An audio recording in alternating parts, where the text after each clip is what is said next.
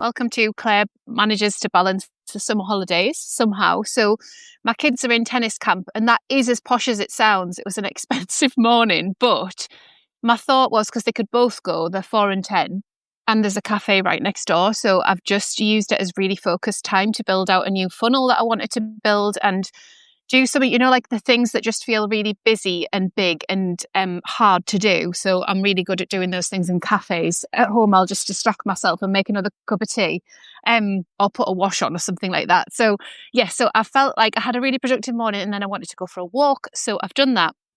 And I thought, sorry about the sunnies, I will have to put them back on though. I thought I would come on and speak to you guys about if I started again in Substack in 2025. And I get this asked a lot. So, people want to give the power to me because I have mastered the platform, and I love that. But I also would give the advice of what do you want to do? Like, what's your intuition telling you? So I know myself, if I came to the platform now, I wouldn't make the same decisions. Not because I know what I know, but because the platform's a different place than it was when I started. So when I started, I was just really open to multiple streams of income. I've talked about it before, but I did a course in the pandemic that changed my entire business trajectory and my entire personal trajectory, to be honest.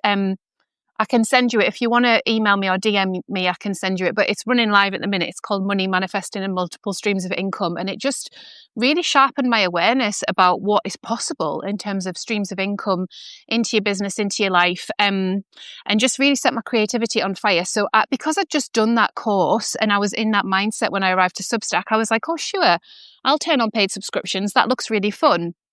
I'll figure the rest out later.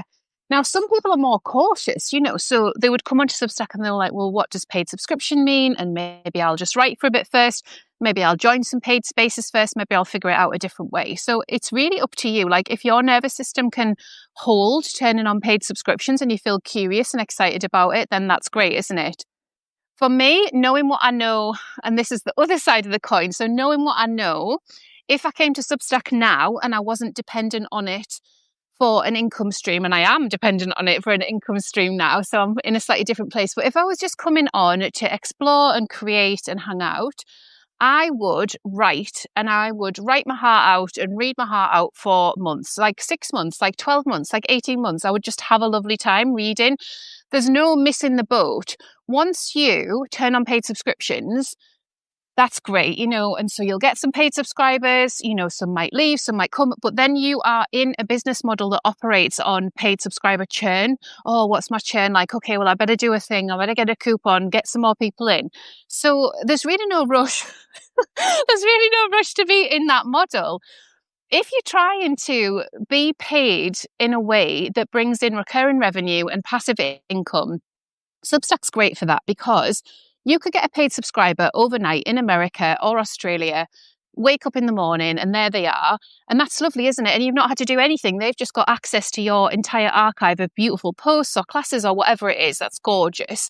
But that's a slightly different thing than you feeling plugged in and having to kind of push towards bringing in enough paid subscribers to feel properly paid. So yeah, I think it's a really interesting one, guys. I think it is worth thinking about and giving some thought to, because we can start again at any point.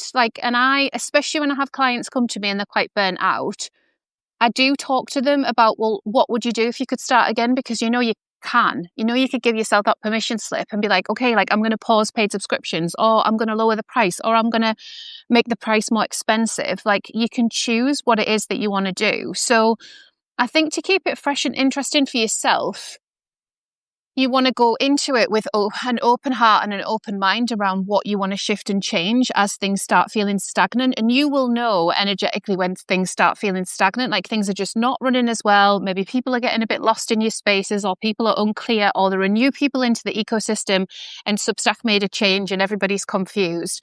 You've really got to kind of take the temperature of your audience and how your audience is feeling.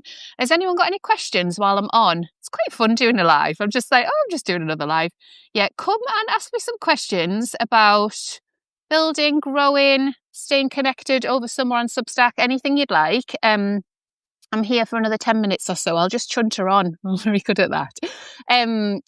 So yeah, so where I am, I'll show you actually. It's really beautiful. So just big open field, little cafe up there. So I've been in the cafe all morning. It's been beautiful. And for me, when they say, "Can I get you another coffee?" I love that. When someone's like, "Oh, you've got your laptop," and they're like, "I'll get you another coffee." I love that. It's the best. Don't get that in coffee shop chains, guys.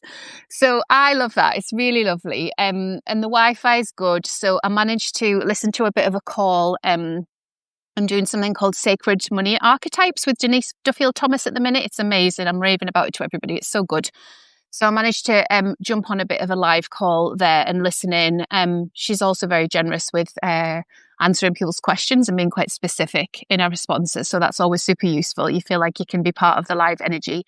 And then I've been building my funnels. So I build email funnels on my website, which is powered through Podia. So it's like an all-in-one system that partners really well with Substack. If you guys want a free class, I do have a free Podia class, completely free. You can grab that. Just drop me an email or drop me a DM on here and I'll send you it. So if you are interested in building out different systems to connect with Substack and you want to do other things, so anytime you'll have bought one of my products or services, courses, anytime you'll have got an email from me that's not a Substack email, it'll be powered by Podia. I've used them for 5 years. They're amazing. So what I love about it is it's so easy and they never change anything. There's never a change. You log in, everything's the same. And honestly, like as a sleep deprived mum, like I'm fine now. My daughter does sleep. She goes to bed late, but she does sleep. But when I was sleep deprived, I cannot tell you how frustrating it was to log into a system and see changes. So obviously as a business owner, we end up with different systems that we use for different things. And there was one I used to use for audio transcripts. And I was like, every time I logged in, they changed where you had to go to find things. And I was like, do you know what? This just isn't going to work for me. Like, I think tech people are amazing. Like, I love them, but I am like, stop changing things. Please stop changing things. Please think about your user who is plugging into a million different systems. I've just set up Google Workspace today and I'm getting some support with it, to be honest, because it's not my area of expertise. Like, I can master Substack, I can master Podia, but I don't want to master all the other things. Like, I don't want to be plugged into my laptop screen and then trying to get step-by-step instructions on things. So that's one of the reasons I've stayed with Podia, because they don't change things. And I don't know that every customer would feel like I do, but I think a lot of mother business owners would feel like that, because it's like, we don't want to change. We want to stay exactly where we are. We want things to look the same. We want it to be easy to do. If we can't do it, we need it to be like 3 simple steps to be able to fix it. So yeah, I really like them. So if you want that free class, just drop me a message. Okay, has anyone got questions? Let me see if I can see your questions. It's really hard with the sun. This is the thing with live. I do love lives, but when I go to your questions, it's in like white and I haven't got my laptop. So Susan, hi Susan. Susan's saying, I went to Heartleap with Susie Walker this morning, got my hero post written. Yes, amazing. So if you guys don't know, your hero post is your pinned post. And I always say, use a really inviting photo of you and really bring us into your story. So let us escape with you. Like, what brought you into this point? What brought you into Substack? What brought you to the topic that you write about? What brought you to your specialism? What brought you to qualifications? Whatever it is, what is that origin story? Because people are fascinated in people. And so if we click on that because it's got an enticing photo and we feel like it's a friendly, inviting photo, and then we get to learn more about you, even if we don't take action from that point, we have got some of that knowledge. So next time we get one of your emails, we might take some action, and that might be action to paid or whatever. Okay, let me see if you've asked any more questions. Okay, Annie is saying, can I ask a question about growing as a writer rather than a business owner? I have seen you write about how Substack should be part of your wider ecosystem, but I don't run a business. I'm just a writer. You're not just a writer. You're lovely. The only thing I'm selling is my writing. Does this advice still stand for simple writers like me? Well, I love this question, Annie. I love this question because I do also run a paid newsletter that is just my writing. So when I started on Substack, because I have a lot of facilitation experience and I wanted to hold classes live, So I did do some live classes over there, but last summer I pivoted it to being a paid newsletter. So I write about behind the scenes of my business. So that obviously is business focused, but it is just writing. Well, not just writing, it is writing. And then I also write about wholehearted living. And this is a memoir strand for me. So I'm writing 10 books in 10 years. I'm on year 5. So this year's book is called Invisible Trust, The Hidden Rules of Reciprocity Online.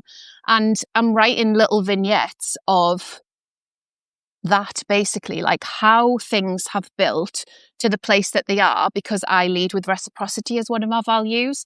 So what's been really interesting for me is I thought that I was going to share quite a lot of that writing that's going into the book on my paid newsletter, but actually I've wanted to keep it separate. So although some of it will lead into that ebook when I publish it, it's been more of a place to kind of know that there is interest in that ebook. So I know that is sort of a little bit businessy, but it is also writerly as well.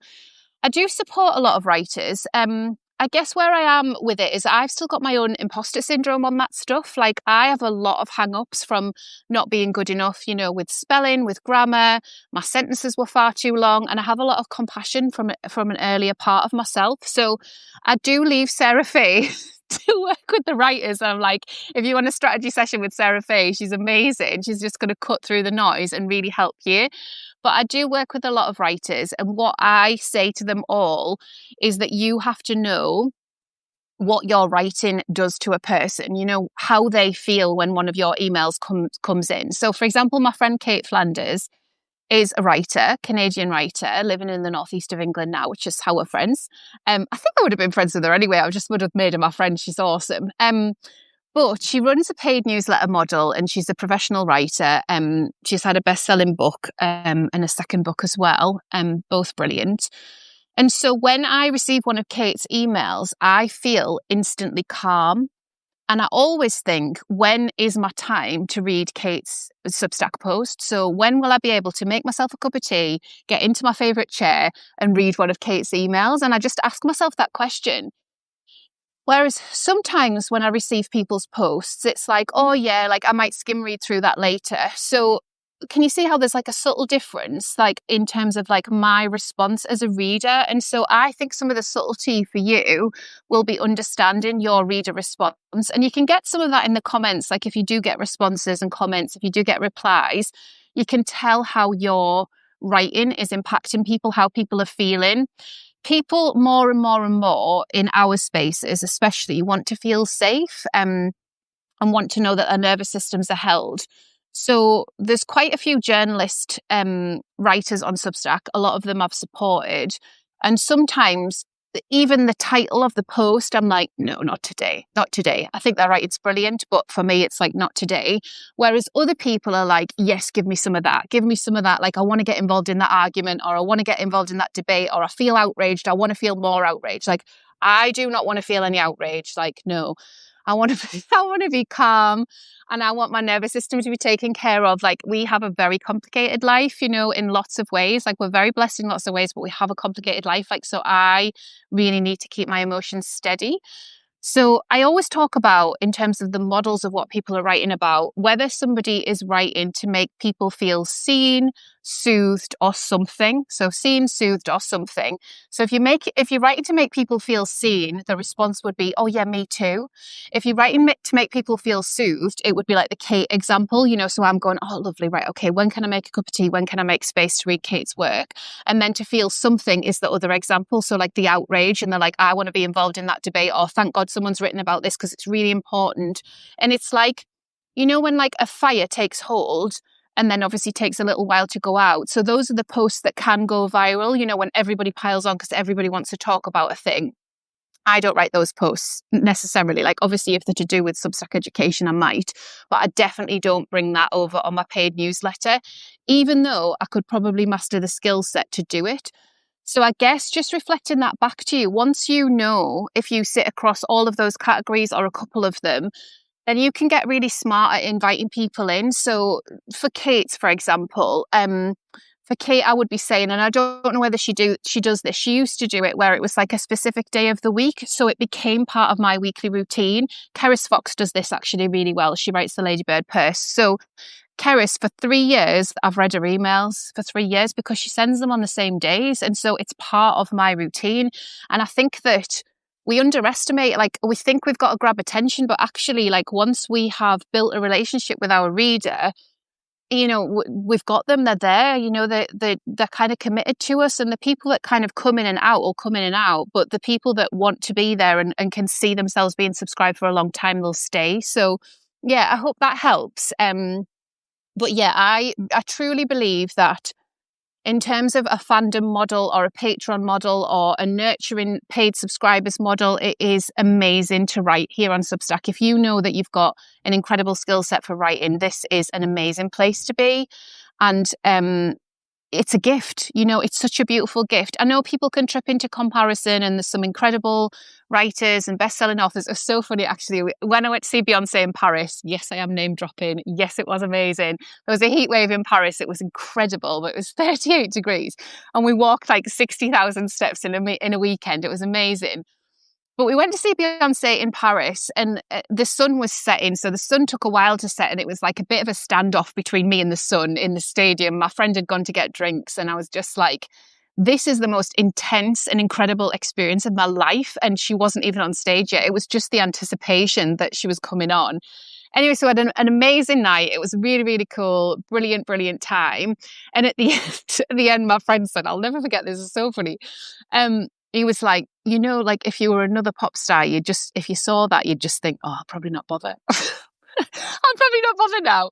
And I just thought it was so brilliant, because it is that thing, isn't it, that we all feel from time to time. Like when we read an amazing piece, or if we see like a brand new author's come onto Substack and they're incredible, it's like, oh, I might not bother today because they're too amazing. And it's like, no, like you have the creative spark, like you're here, you've been led to be able to write this stuff for a reason. Like you've got readers who, their lives will change because, and alchemize because you've written something.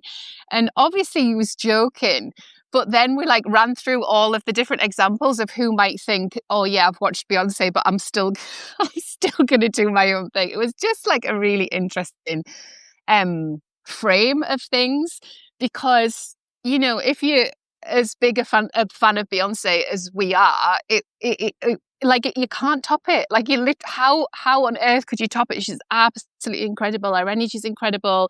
We're all crying at the beginning, we're crying at the end. Like it feels like a spiritual experience. We feel like we've been turned inside out. The dancing's incredible. The pyros, like it was just incredible. But I'm still going to see Lady Gaga in October. Like it's fine. She'll also be amazing. Anyway, I've had a bit of a rant there. Let's see if there's any more questions. You guys can ask questions. It's so sad that I can't see these questions afterwards, because obviously when I go on my little monologues, I'm like, oh, what other questions did I miss? I do have a members call on Thursday. Annie's saying that's helpful. That's good. Yeah. And, email me anytime, Annie, if you want to chat more about this stuff. I love all of this stuff. I'd love to hear from you. Okay. What is this one here? Okay. Janine. Oh, hi, Janine. Is Janine saying this? Honestly, it's so bad to work out. I recently dealt with health issues and write about it in my journal. It felt too personal, but that's me. Feel what's right to you. Yeah. Yeah, so on the personal side of things, and this is a really interesting one. So one of my friends and Diamond members messaged me just before the weekend and was talking about sharing a piece, and she's not kind of shared on this topic very much before, but it was eroticism. And so she was saying, what did I think? Was that a good positioning to put that behind a paywall? And I sent her a quote, which I'd seen on Instagram, which was basically around being brave enough to not feel shame around your art. So she's felt called to write this piece of eroticism that is different to what she normally publishes. And she was doing this debate of, am I going to be safer with an intimate group behind the paywall, or do I want to put this art out to everyone? So she was doing that dance. And so for me, it was that, it was that piece of like, there's no shame around this art. This art is incredible. People can scroll on by, people can listen to it, people can read it, people can do whatever they want to do. But we have created something and we need to steady our nervous systems in it. So I tend to keep the more personal stuff on Creatively Conscious behind a paywall. On Sparkle, it's more like my expertise that I want behind a paywall. And I think there are different ways with this. So sometimes we feel like we want to be witnessed. I wrote a piece about grief that's one of my more popular pieces on Creatively Conscious, and I meant to put it behind a paywall, and I think I must have gone in and edited it, and it ended up not being behind a paywall at all, not even a little bit behind a paywall. It was like just all out. It went out to my whole audience. And then at first I felt physically sick because I was like, in my mind, I was like, oh, I don't want everybody to be reading about my process with grief. But actually, once I'd realised it had happened and I'd kind of got my head around it, I was like, oh no, actually, like, I don't mind. This is a really beautiful piece of writing. And I guess some of it was that bit of, we don't talk about grief a lot in society. And I like, my history is that I got signed off work with what the doctor called grief reaction when my grandma passed away. So I was in my 20s, and it just made me really unwell. And because I'd never dealt with like grief of that nature before, like I just hadn't experienced it, and I couldn't wrap my head around it. I was really, really upset, and I was depressed for a few months. I had antidepressants, I had CBT, like I got really well looked after. But I guess there was always that piece of shame of like, oh, if you're grieving, then you can't do your job. And so once I understood that's what had gone on in my nervous system, I was like, oh, but I can grieve and do my job. I can say to my members, oh, I'm going to have a couple of weeks off because this has hit me like a ton of bricks. I didn't do that actually as it stands. Like I was actually really glad to show up and do my work. Sometimes it's nice, isn't it, to be able to do that. But I think sometimes we're always dancing with these kind of past hurts when we're building the vulnerability muscle, and we're building, okay, like how would this feel if this was sent to, somebody that we don't get along with, or somebody, like my thing is always like somebody local, because I feel like sometimes people that like live locally to me are just like, who does she think she is? Like, honestly. So there's been quite a few things like that where I've like, oh, like people just don't get it that I work online and like it's fine. And I love it. And I talk to my phone and stuff, things like that.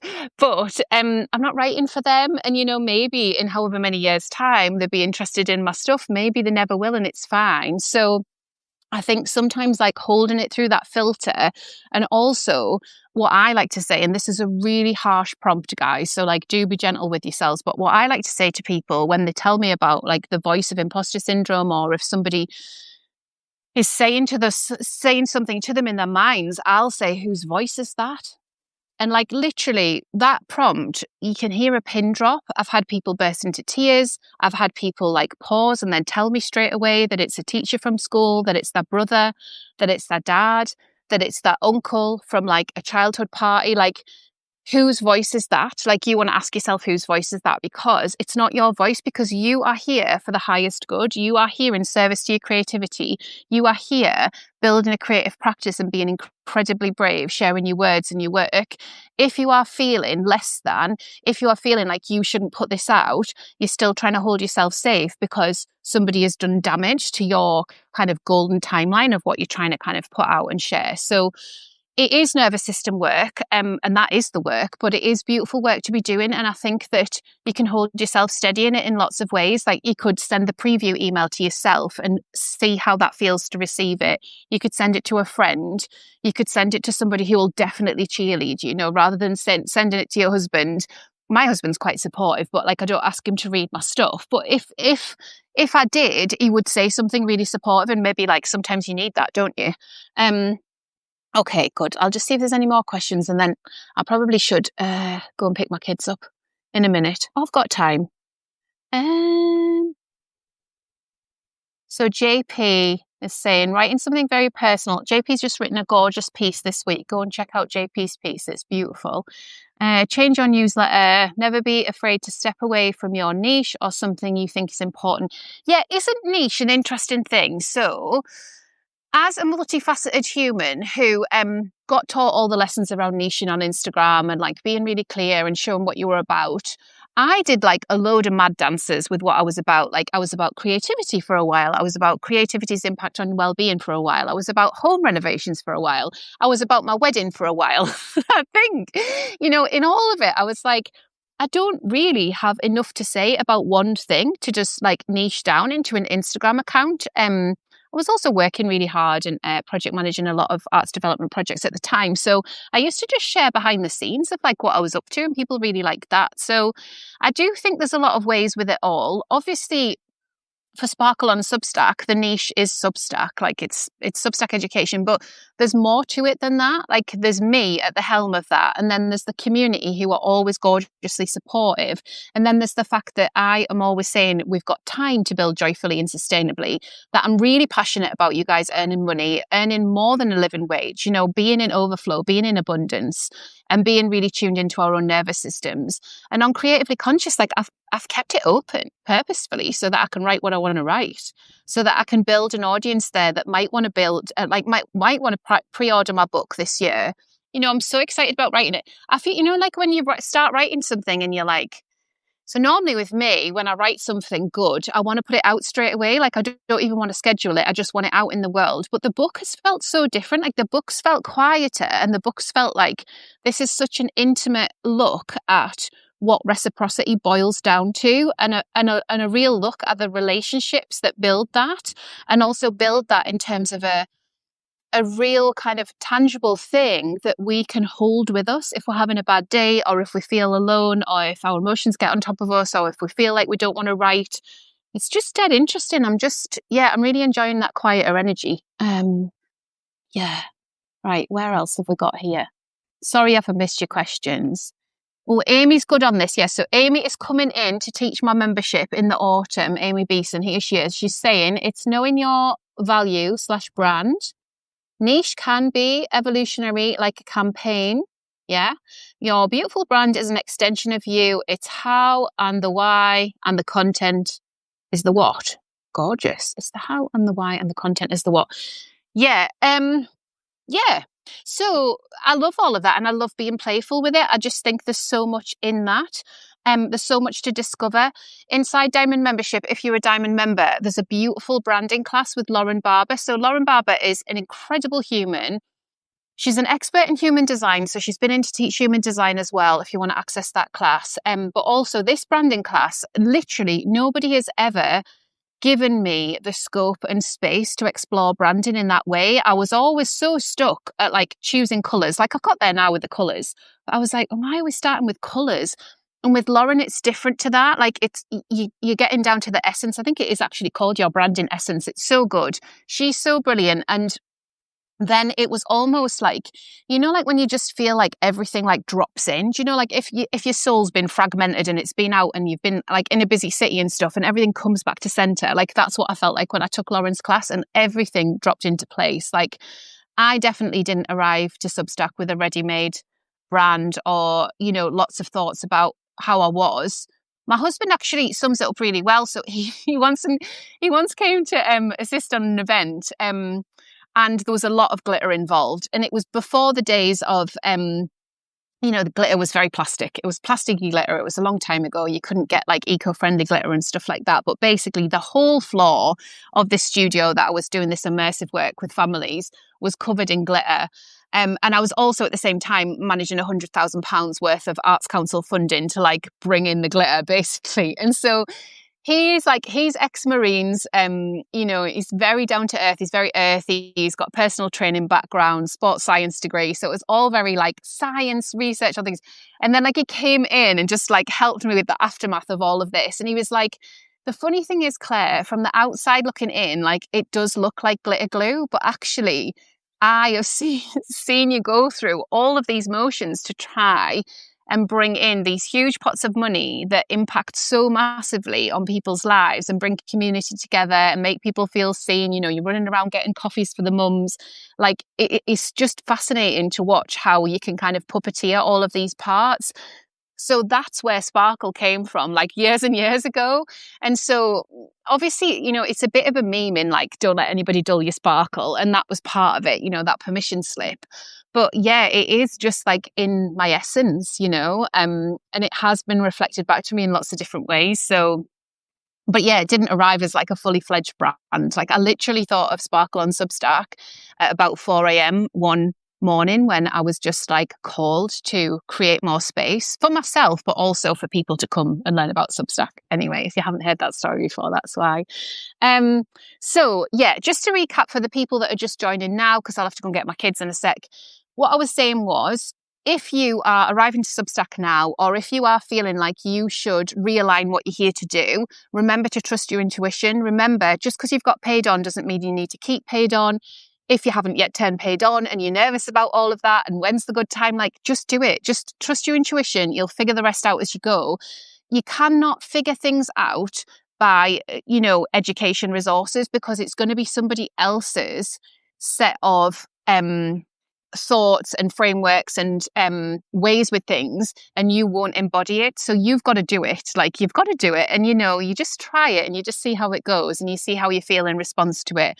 But know that you have time if you don't want to turn on paywalls. I think that's the most important thing to say, that there's time to just build, be a good reader, be a generous writer, have a beautiful time in people's paid communities if that feels nice. Like, really indulge yourself, because Substack is a gorgeous place to hang out. Like, you will feel safe here and you will continue to feel safe here. And then you'll feel safe to publish what you want to publish and build the paid subscription model or the paid business element that you want to build. So thanks for coming to my TED Talk, guys, from the park. It's been so lovely to see you. And like I said, I've got a membership call on Thursday afternoon. I'm going to be updating my members on the new algorithm changes at Substack and what my refocus is going to be for them and myself, giving everybody advice on that. So you're very welcome to come.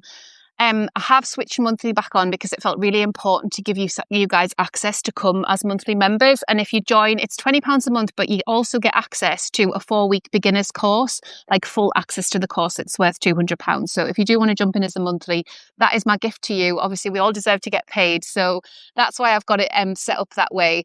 And I will see you all again really soon. Thanks for joining. Bye.